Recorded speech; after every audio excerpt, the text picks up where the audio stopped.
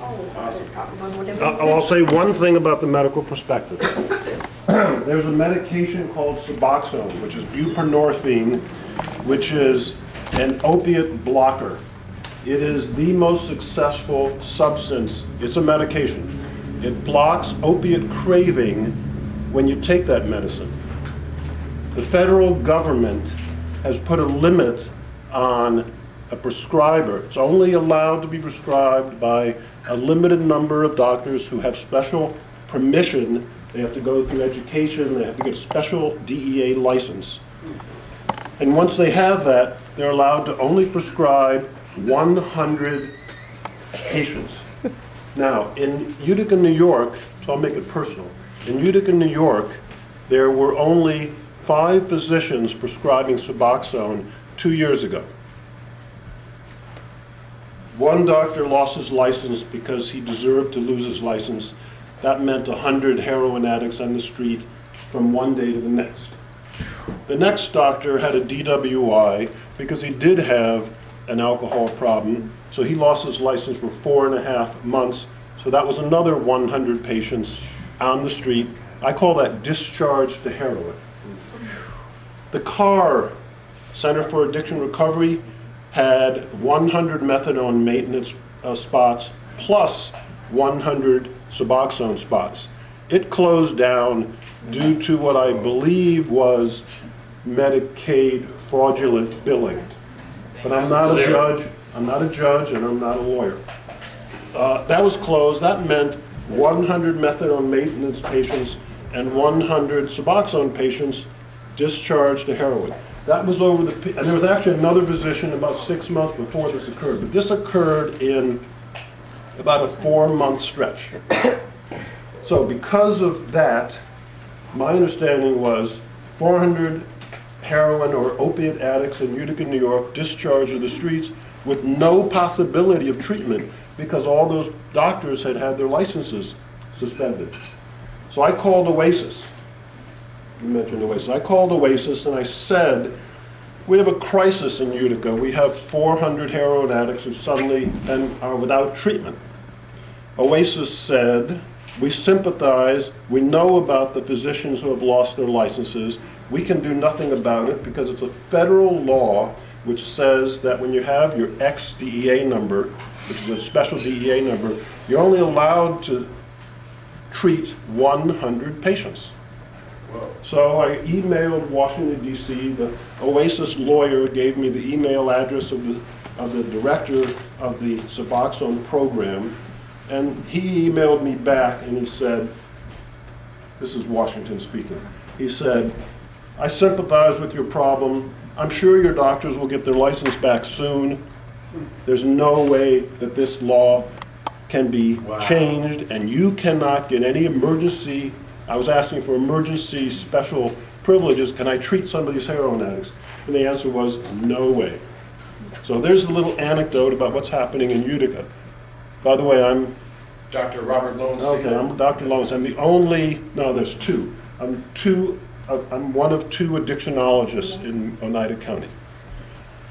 Now the anecdote, which is, I'd like to find out whether any of you think there's a political will to become a little more radical, because I'm far more radical than any of you speakers, I think.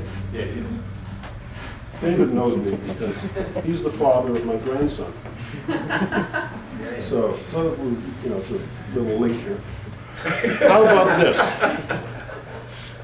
What if we decriminalize all addictive substances in the United States? Didn't say legalize, it's decriminalize.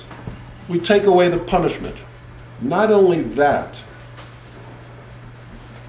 the United States government buys cocaine from the Colombian government and then sells it to addicts in a controlled environment in the United States. I don't want to pick on Colombia, so we'll include Ecuador, Peru, and northwest Brazil.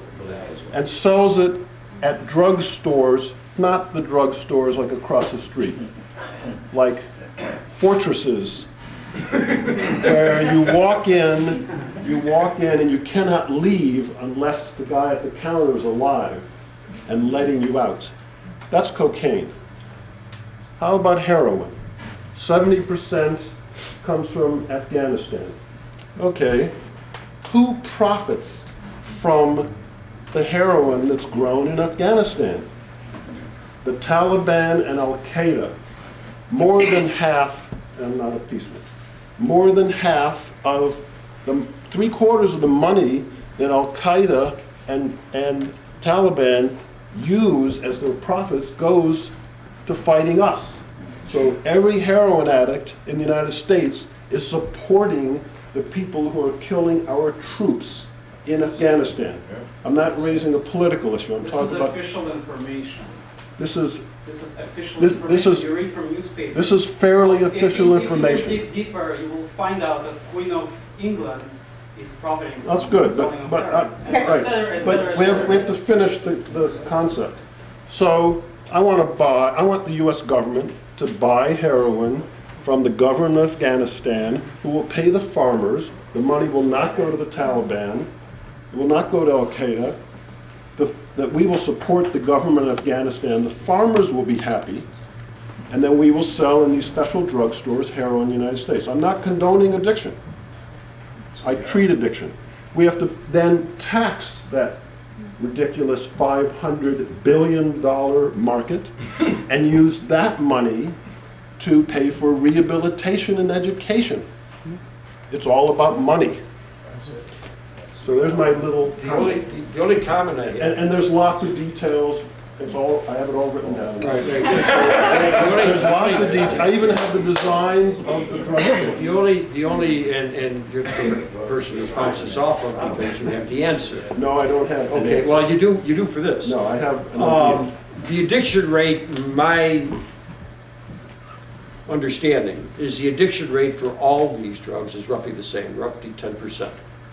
I Of the think, yeah, I people, think it's about of the 10 to people that 12%. use heroin, cocaine, whatever, Yeah. roughly 10% of those people are actually addicts. The other 90% Are users. are casual users. Yes, whatever, absolutely. Okay. Now, I was at a presentation a few years ago up in Massachusetts, and there was a tavern owner there. And by the way, I present this as an idea. Right. There was a tavern owner there, and I suggested to him that, because he was from the position that all the heroin users were addicts. I suggested to him that he put a sign in the front window of his tavern, and that he obey the sign and make all his customers obey the sign for a year. And he said, what's it going to say on the sign? I said, it's going to say, only alcoholics served. So that for the next year, the only people he would do business with are people that were alcoholics, not just casual drinkers. And he said, I'd be crazy to do that. I said, why is that? And he said, because I'd go broke. They would. There aren't enough of them out there to keep me in business, Most okay? alcoholics, I need the casual user. Right. Well, it's the same way with the underground marketplace. It's those 90% of the casual users who are two things to the dealer. One is they're steady customers, and two, they're not a problem usually. Because they're not addicts, they're not getting cranked up, they're not going into withdrawal. Notice- So my point is Okay. that if you create a program where you supply drugs to the addicts, I want to supply it to anybody. anybody who wants to, Yeah. okay, Yeah. then you're The- talking about a legalized, the- regulated, controlled marketplace. It's Not decriminalized. It's decriminalization and controlling the marketplace. Decriminalization leaves the room for some sort of a non-felony punishment, misdemeanor Okay, charge then we'll- violation. then we'll call it- Legalization then is a we'll call better it term. legalization. But if you go out into the street and you buy 10 bags of heroin, you're going to pay about $150, okay? I think that was a recent cost.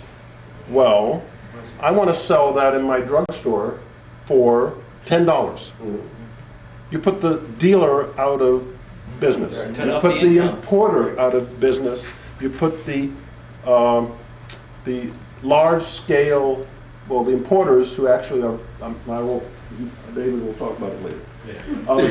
The people who profit from the way the situation is now, who I am sure are people that you would be amazed, or you wouldn't be amazed, are profiting by the system as it's kept. Why is, for instance, methadone, which is an excellent pain medication, why is it so tightly controlled by the DEA and by the FDA?